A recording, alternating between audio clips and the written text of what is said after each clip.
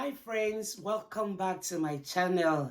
I want to believe everyone is doing great to the glory of God. I am still on the series of the 24 things that I've abided with that has helped my marriage.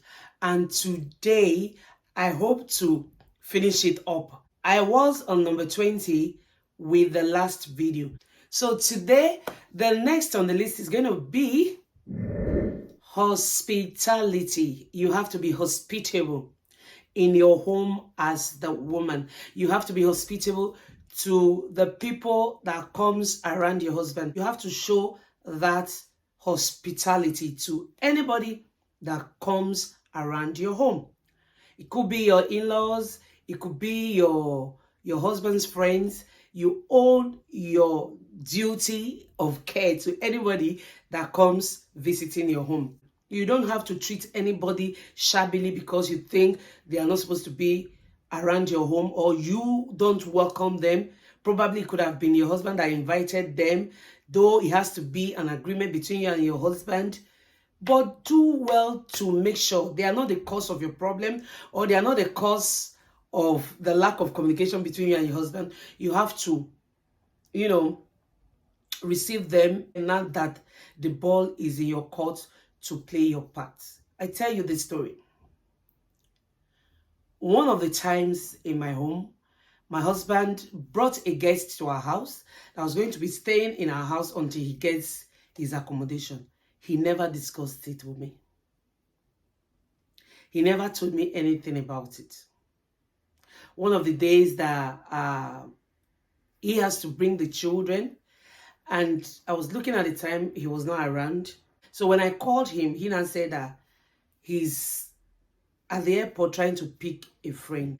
And he came and he brought this man to my house. And the man came with bags, and I was wondering, maybe he has not gotten to his final destination, not knowing it was my home that was his final destination. And my husband told me that he's got a job in this place, no home, so he's going to assist him by allowing him stay in our house. And I was in shock. But I maintained my peace. The guy actually stayed at our house more than 2 months, if I'm not mistaken, before he was able to get his accommodation. But I can tell you, that guy cannot have anything to say about me. Something that I did wrong or whatever. In as much as I wasn't happy about the way he came, it wasn't his fault. All the fault was my husband's for not telling me or for not discussing with me. But he knows I was not going to say, don't bring somebody that you have the capacity to help. You understand? So it wasn't the man's fault. So, and I made sure to treat him very nicely. That's just my person. So, but we can grow up to become that person, And there was another instance. I was just newly married to my husband. And I made one soup. It's our native soup, very local soup. And somebody came visiting that day in our house. And my husband said I should go and serve the person the food. And I was not comfortable serving that kind of food because it's not something that is presentable, because there was no oil due to the preparation of the soup. So I said, no, I can't offer somebody this kind of food. My husband took it as if I don't want to give somebody food in my house. And he called me and said, please, anybody that comes to this house, you must do me well to make sure they eat. That was one of the things I suffered growing up. You understand? So you don't know who is hungry. You don't know who is not hungry. But don't even bother to ask them, should I bring food? Before they sit down, just make sure you offer them food. And I said, okay. From that day till today, you cannot come to my house and not eat. Especially those, of course, my friends, you can come to my house and go to my kitchen and cook whatever you want to cook if you think what I even have is not what you want to eat. And I make sure there is always food. By God's grace, in the house. If you come to visit my husband, whether you tell him you are coming or you don't tell him you are coming, as soon as you are sitting there and trying to get settled, the table is already set before you, in a way that you cannot even say, I am not going to eat. You will just be, dumbfounded, like, how? You understand? So I make sure I do that. And I can tell you, since I got married, that has never been any problem. Anytime my husband calls me to say somebody is visiting or I'm coming with somebody, he knows the next thing that will follow. I will make sure I cook, even if I don't have the strength to cook. I'll make sure I, get up to get something that will be, pleasing to the eyes to serve my husband and his visitor, and make sure you don't treat your in-law badly. Respect your in-law. They are your people as well. Realistically, they are your people. In our African setting, we understand what that is. If you want to have a happy home, you must make sure you respect your in-law. Don't come prepared for them. Don't come resenting them. Don't come ready to fight them. No. Especially your parent-in-law. Most of the time, the men don't have problem. It's mostly the women that have problem. Your mother-in-law will step on you. But then, she's still your mother. She's still the mother to that man that you love. So you are going to extend the love you have for your husband to his people as well. If your sisters or your brothers or your mother can come to your kitchen, your in-law must be able to do the same. Don't resent them. Live a life that is free and fair, and you will see that you will have peace in your marriage. That's the truth. So this brings us to the next point, which is be the role model to your children. This is one of the things that your husband will be happy about. Be a role model to your children. Let them learn all they need to learn in your home. Though they're still going to pick some of those things outside. But let it be, when compared, yours is the standard of living that they will emulate. Be kind. When you are kind to people, your children are going to take after you. When you are nice to people, they are going to take after you. When you are callous to people, they are still going to take after you. So be that role model that you want them to be. Not just saying it with your mouth. It has to be the action that speaks louder than the voice. In dressing, you have to be their role model. In the way you handle your issues at home, you have to be their role model.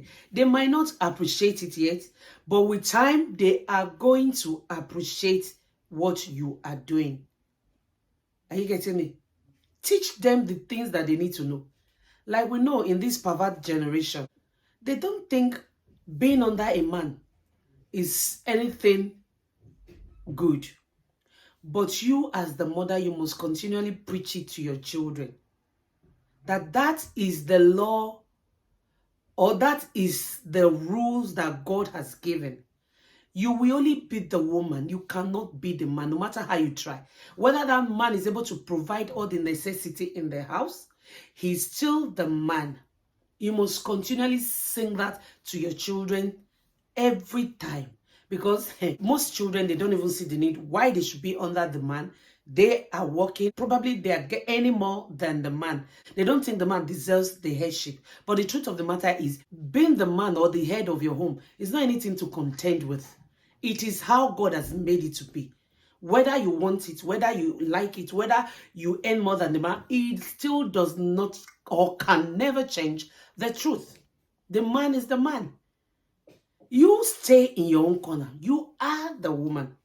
And we often say that women are the pillar of the home. Yes, because indeed, every other thing is connected to the woman in the house.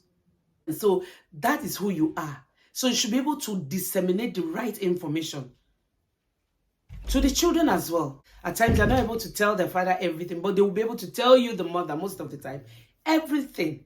So you are the one that will be the one bridging that gap. So you must lead by example, in a nutshell. What you want to see in the life of your children, you have to live that life, and they will see it, and they will know, even if they are out of your house, they will know, okay, this is the right way to live, you know. So treat everybody around you kindly, and they will learn to do the same. This will take us to the next point, which is sex in your marriage. Sex in your marriage is, like I have said, is the marriage binder, and it must be done accordingly.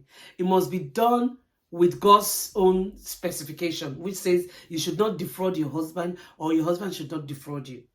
I've said that on this channel. I've actually dedicated a topic to that on this channel, you know, how we should relate with each other in our marriage as regards sex.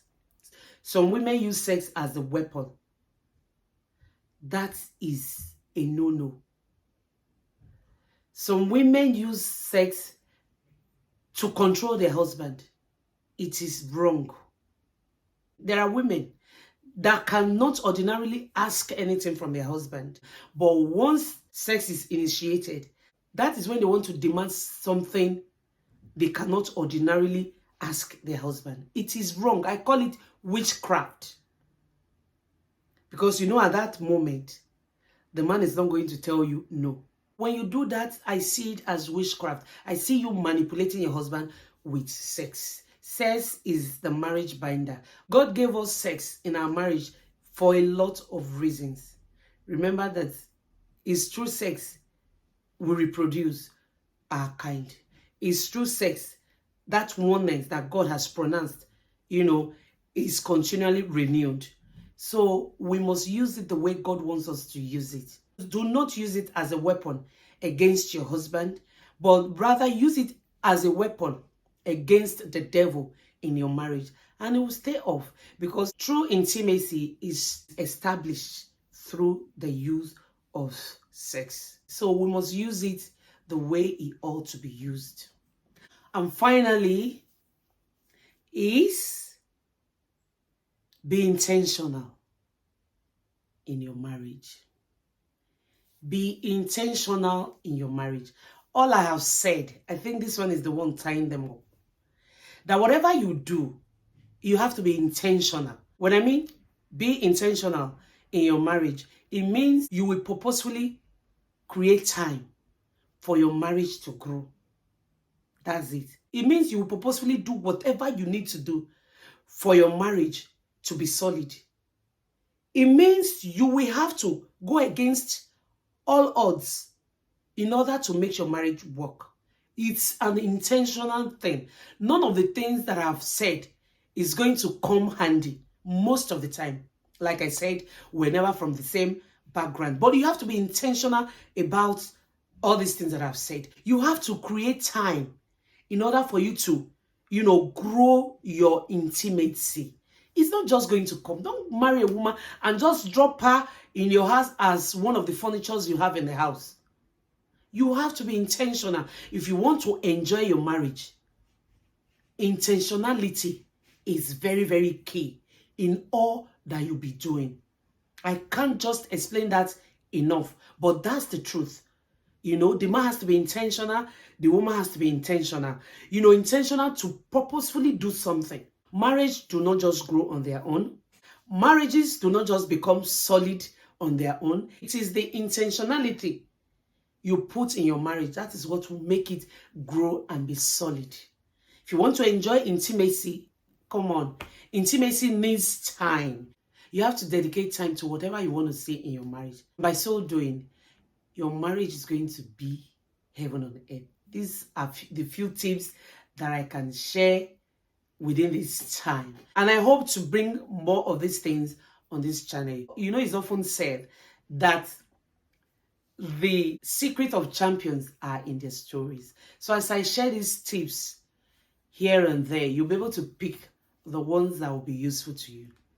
And until then, I want to say Thank you for staying by me. To all my subscribers, God bless you.